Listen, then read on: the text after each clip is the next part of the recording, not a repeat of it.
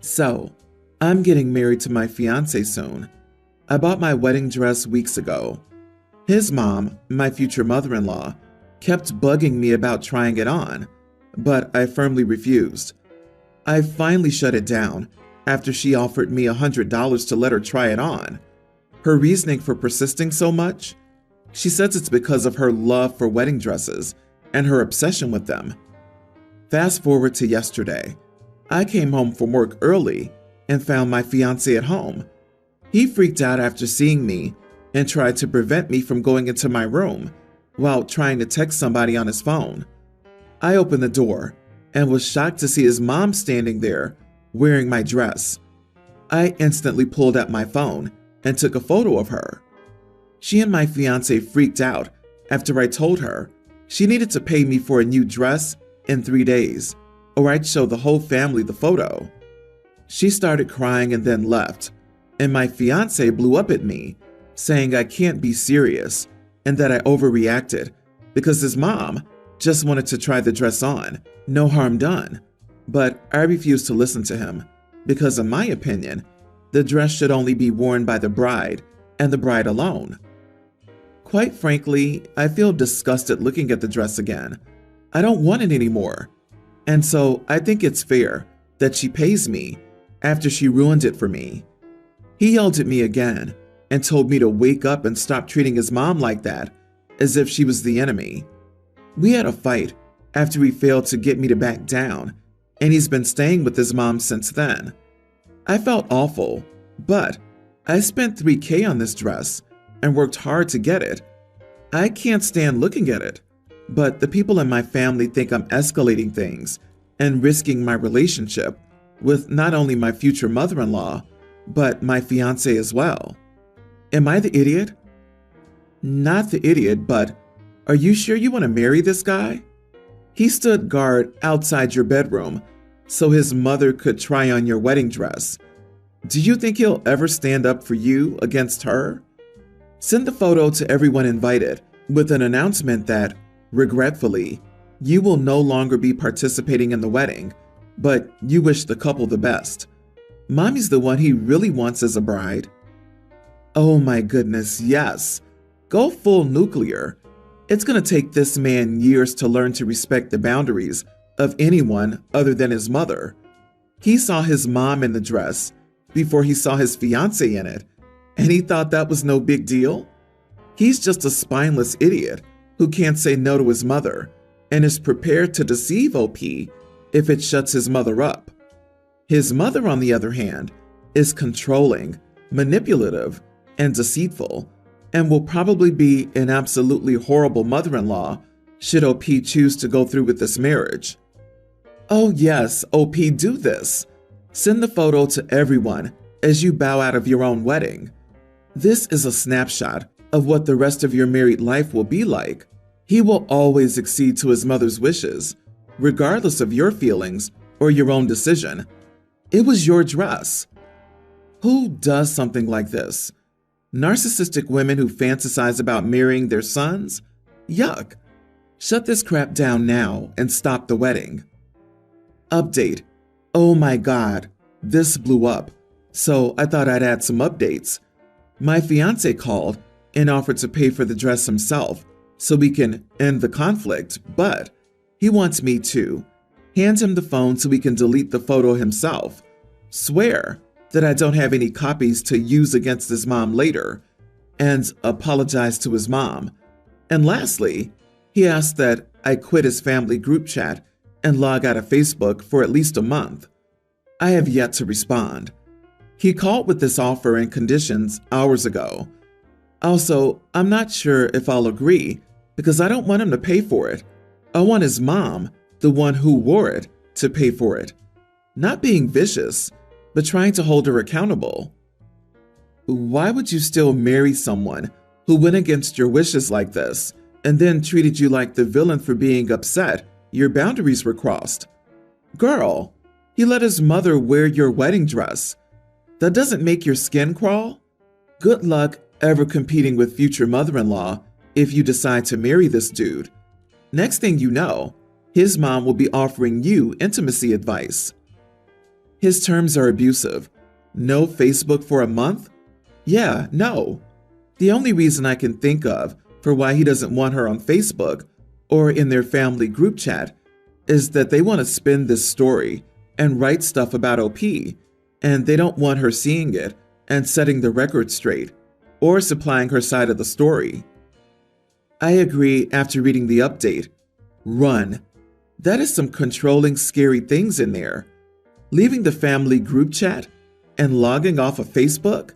Why do those things other than to protect those who are planning on bashing you behind your back? OP, run.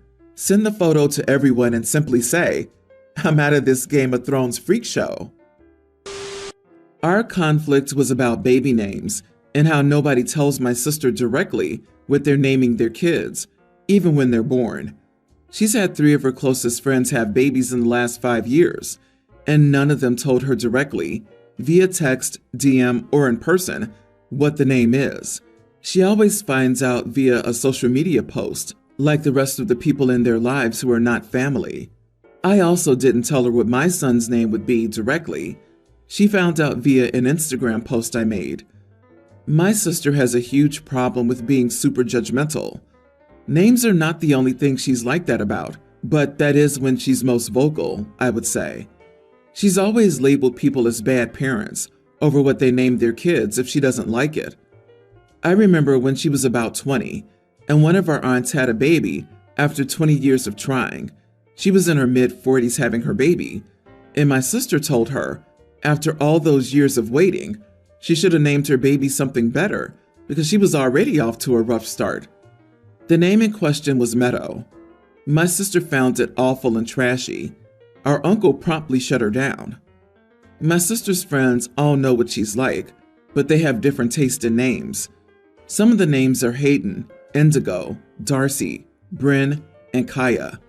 These are all names my sister would insult or claim they're setting their kids up for failure. She named her own kids Elizabeth, Josephine, and William, and my sister mostly expects others to give their kids' name in a similar style. My sister also hates my son's name, Sonny, and it was last month when she was meeting him for the first time, he was a few weeks old, that she started complaining about his name, and I shut her down.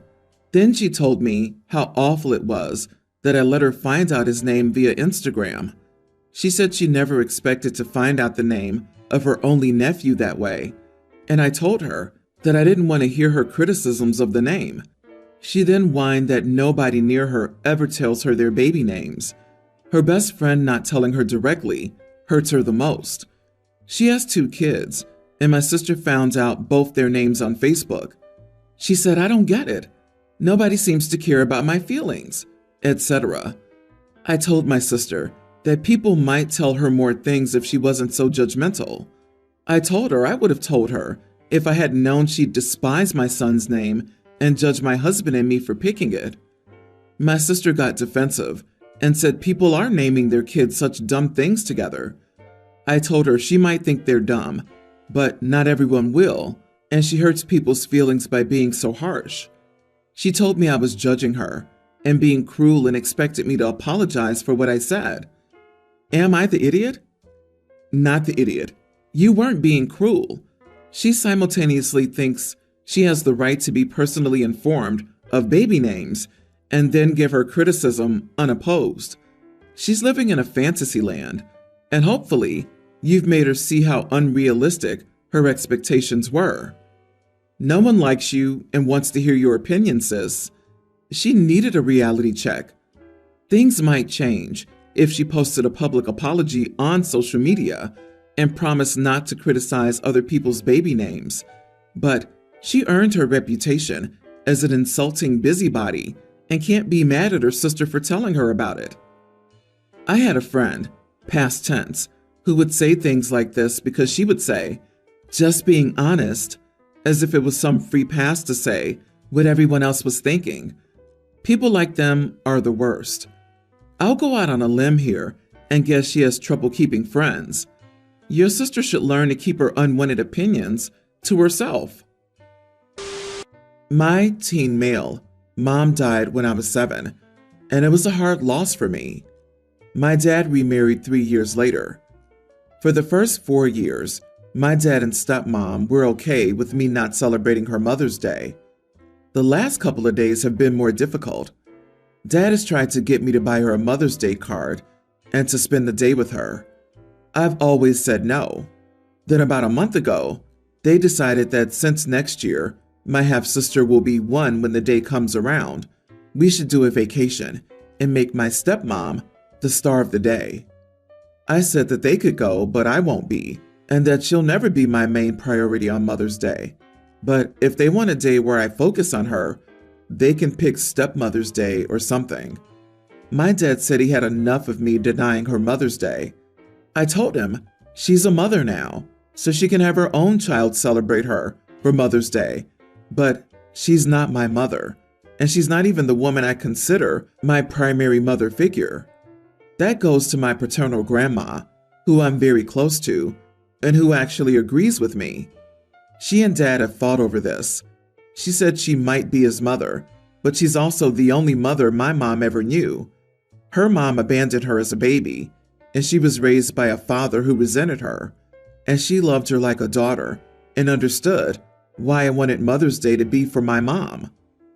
My stepmom asked me why I couldn't celebrate my mom another day, make her birthday the day when she's my main thought, and focus on her, who's living, breathing, and feeling. She said, most importantly, that she's been in my life almost longer than my mom now. She asked how I could have known her as a mom for 6 years and not want to celebrate her on that day for moms. I told her, I never knew her as my mom. I've never once looked at her and felt that bond or thought of her in that way. I told her, when I think of mom, I think of my mom. And if I hear mom figure, it's my grandma, not her. I said she doesn't even make the list. I told her since she is my stepmom, another day is fine by me, but not Mother's Day. My dad told me I have a rotten attitude and to think about the embarrassment my stepmom would feel if they took a trip for Mother's Day and I refused to go and make it special for her. Refusing her Mother's Day is like saying her contribution doesn't matter. He also said picking another day that hardly anyone knows about is not a compromise. It's shaming her. Am I the idiot? Not the idiot. You're lucky enough to have treasured memories of your mom before she passed on, so it's understandable why you feel no one can ever replace her. I also see why your father's frustrated, but he's wrong to try and force this relationship with your stepmom, especially when you already have a mother figure in your grandma.